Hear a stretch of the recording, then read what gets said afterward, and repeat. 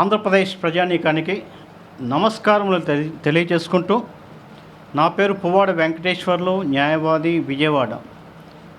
చంద్రబాబు నాయుడు గారు వచ్చిన అతి కొద్ది రోజుల్లోనే పరిపాలన చేపట్టిన తర్వాత తిరుపతిలో లడ్డూ కల్తీ మీద విపరీతమైనటువంటి చర్చ జరగటం,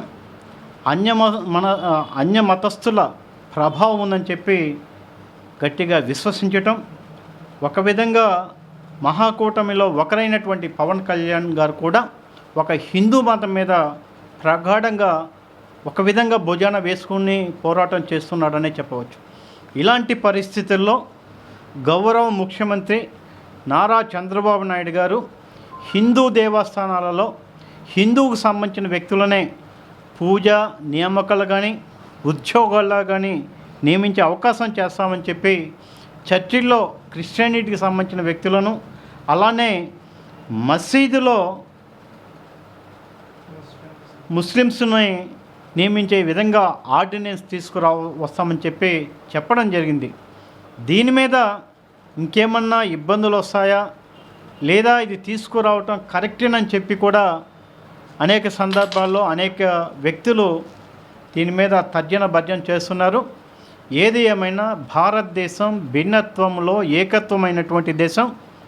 ప్రపంచంలో ఒక భారతదేశం ఒక దిక్సూచిగా ఉంది. అలాంటి సందర్భంలో ఏది ఏమైనా ఒక మతం అనేది ఒక విశ్వాసం, ఒక మతం అనేది ఆ మతం యొక్క వ్యక్తుల నమ్మకం. ఆ మతస్థులు మరొక మతాన్ని ప్రేమించేటట్టుగా ఉండాలి, గౌరవించేటట్టుగానే ఉండాలి, కానీ విద్వేషించేటట్టుగా ఉండకూడదు. అలా ఉంటే ఈ ప్రజాస్వామ్యం ఎక్కువ కాలం ఉండలేదు. ఇది భారతదేశం ప్రపంచంలోనే గొప్ప నాయకత్వ కల దేశాలుగా ఒకటని నేను భావిస్తాను. ఎందుకంటే అనేక మతాలు, అనేక కులాలు, అనేక భాషలు ఉన్నప్పటికీ మనమంతా భారతీయులమే. ఏ కులం ఉన్నా కూడా మనం భారతీయులం అనేది ముందుగా ఉండాలి. అయితే నేను హిందువుగా ఒక హిందూ మతాన్ని ప్రేమించవచ్చు, క్రిస్టియానిటీ మతాన్ని ప్రేమించవచ్చు, ముస్లిం మతాన్ని ప్రేమించవచ్చు. కానీ ఏ మత విశ్వాసాలు ఏ వ్యక్తులకైతే ఉంటాయో ఆ వ్యక్తులు మాత్రమే ఆ గుడికి సంబంధించిన వ్యవహారాలు కానీ, గుడికి సంబంధించిన ఆచార వ్యవహారాలు కానీ, గుడికి సంబంధించినటువంటి ఉద్యోగాల నియామకము కానీ ఆ వ్యక్తులకే తప్పనిసరిగా ఇవ్వాలి.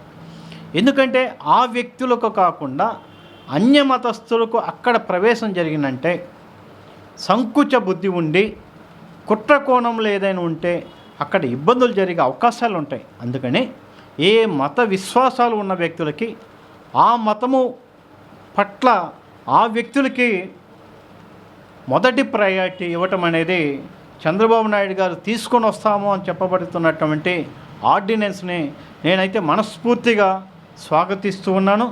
ఇది చాలా మంచి విషయం కూడా, మంచి పరిణామం కూడా. దీనివల్ల మత విద్వేషాలు జరిగే అవకాశమే లేదు. ఎందుకంటే బ్రాడ్ మైండ్ ఉండాలి. సపోజ్ నేను ఒక హిందూగా ఉన్నాను, బట్ నేను 10th వరకు కూడా నరసరావుపేట లూథరన్ హై స్కూల్లో చదివాను, ఒక మిషనరీ స్కూల్. ఐ లవ్ ప్రే. నేను ఏదైనా భగవంతుణ్ణి ప్రేమిస్తాను. ఏదైతే మంచి విషయాలు ఉంటే మంచి విషయాలను పరిగణలోకి తీసుకుంటాను. నా ఫ్రెండ్స్ ముస్లిం ఉన్నా కూడా మంచి విషయాలను కలిసి మేము ప్రయాణం చేస్తుంటాం. అలానే మేము హిందువులుగా తిరుపతి వెంకన్న లడ్డు ఇస్తే ఆ మతస్థులకు ఇస్తే ఎక్కువ మంది తీసుకుంటారు. కన్వర్టెడ్ అయిన కొంతమంది తప్ప మిగతా ఎక్కువ మంది తీసుకుంటారు. అయితే ఇక్కడ ఈ సందర్భంలో ఖచ్చితంగా ప్రజలకు సంబంధించిన వ్యవహారం కాబట్టి తీసుకుని వస్తాను. జగన్మోహన్ రెడ్డి గారు ఈ మతాన్ని రాజకీయంగా వాడుకున్నట్లుగా ఎవరు వాడుకోలేదు.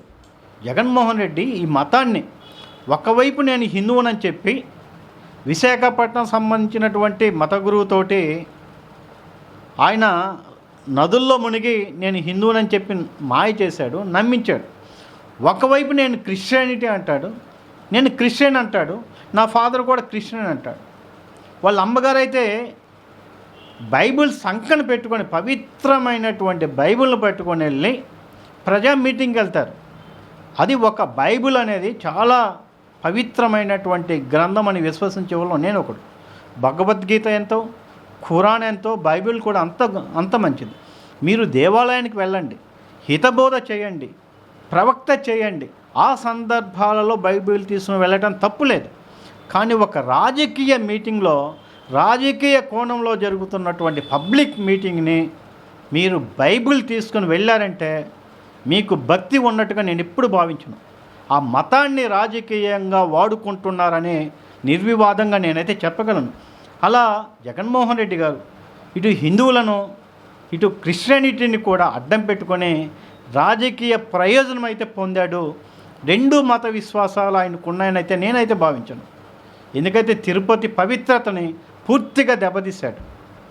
తిరుపతి అంటేనే ఆయనకు ఒక విధంగా పడదేమో. తిరుపతిలో చాలామంది గొప్పవాళ్ళు ఉన్నారు. మీ ప్రభుత్వంలో తిరుపతిని ఒక దాష్టికాన్ని చేశారు. తిరుపతిలో అన్యమతస్థుల నియామకాలను ప్రోత్సహించారు. ఆంధ్రప్రదేశ్లో మత మార్పిడులను విపరీతంగా ప్రోత్సహించిన ప్రభుత్వం ఏదైనా ఉందంటే గతంలో ఉన్నటువంటి జగన్మోహన్ రెడ్డి ప్రభుత్వం. వాటన్నిటికీ భిన్నంగా కూడా పరమతాన్ని గౌరవిస్తూ ఏ మత విశ్వాసాలు ఉన్నటువంటి వ్యక్తులు, ఆ మతానికి సంబంధించిన వ్యక్తులు ఆ గుడిలో ఉండేటట్టుగా, ఆ గుళ్ళకు సంబంధించినటువంటి, ఆ మసీదులకు సంబంధించినటువంటి, ఆ చర్చిలకు సంబంధించిన ఆ వ్యక్తులకు ప్రాధాన్యత ఇస్తూ భవిష్యత్తులో ఆర్డినెన్స్ తీసుకురావటం అనేది ఒక మంచి శుభ పరిణామంగా నేనైతే భావిస్తాను, స్వాగతిస్తాను కూడా. దశాబ్దాలుగా చేయటం బాగుండదు. దీని మీద ప్రత్యేక న్యాయస్థానాన్ని ఏర్పాటు చేసి సత్వరం తీర్పులు కూడా రావాలా. అలా ఉంటే స్వాగతిస్తాం. తిరుపతిలో ఈ 5 ఏళ్లలో చాలా దారుణాలు అయితే జరిగిన మాట వాస్తవం. గత ముఖ్యమంత్రి ఏనాడు కూడా ఇలాంటి వాటి మీద ప్రత్యేక శ్రద్ధ చూపెట్టలేదు. ఇలాంటి కల్తీ ఆవు నెయ్యి వస్తుందా లేదా, అది ఆవు నెయ్య 5 ఏళ్లలో ఎప్పుడు కూడా చూపెట్టలేదు. బాబుగారు వచ్చిన తర్వాత ఆ ప్రసాదం మీద ఒక అనుమానం వచ్చి తర్వాత లారీలో ఉన్నదాన్ని తీసుకుని వస్తే కల్తీ అని చెప్పడం ద్వారా ఆల్రెడీ ఎన్డీడీబీ ద్వారా వచ్చినటువంటి పరీక్ష నివేదికలో తిరుగు పంపించినప్పటికీ ముందు కూడా అదే నూనె వచ్చింది. కాబట్టి దీని మీద తీవ్రమైనటువంటి పూర్తి విచారణ జరిగితే వాస్తవాలు బయటకు వస్తాయి. వాస్తవాలు బయటికి రావాలంటే పూర్తి స్థాయిలో విచారణ ఒక లడ్డుతోనే కాదు, ఈ 5 సంవత్సరాలలో తిరుపతిలో జరిగిన ప్రతి అంశం మీద కూడా విచారణ చేసే ఒక సంస్థ అయితే ఏర్పాటైతే బాగుంటుందని ఒక హిందువుగా, ఒక న్యాయవాదిగా నేను ప్రభుత్వాన్ని కోరుకుంటున్నాను.